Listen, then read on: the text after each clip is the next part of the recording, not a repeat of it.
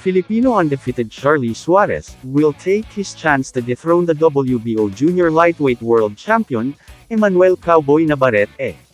Ito ang magiging fourth title defense ni Navarrete, habang ito ang unang title shot ni Suarez sa buong career niya.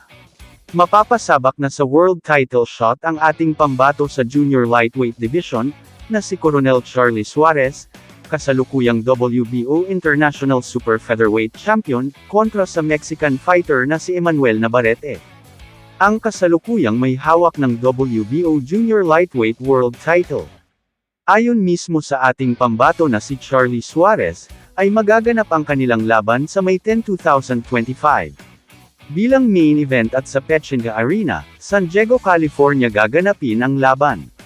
Marahil ay ito na ang pinakahihintay na laban ng ating pambato na si Charlie, kaya naman sanay suportahan natin ang ating pambato, at kapwa Pinoy na si Charlie Suarez. Kinumpirma mismo ni Charlie Suarez ang kanyang laban sa Mayo 10, laban kay reigning WBO Super Featherweight World Champion Emmanuel Navarrete, sa Pechinga Arena sa San Diego, California. Sa press conference nitong Lunes, sa Marañang, Quezon City, residence ni dating Ilocos Sur Governor Luis Chavit Singson. Sinabi ng undefeated Filipino boxer na isa itong sagot sa panalangin niya.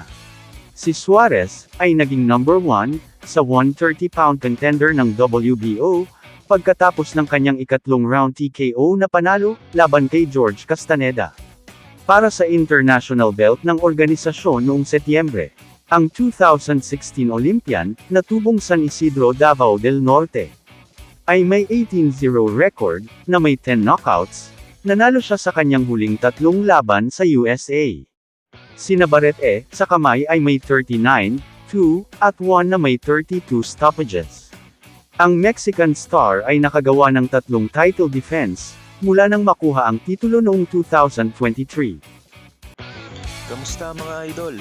Sports Zone PH para sa sports news and update. Kung bago ka pa lamang dito sa channel ko, pindutin mo na ang subscribe button at notification bell para lagi kang update sa mga sports news.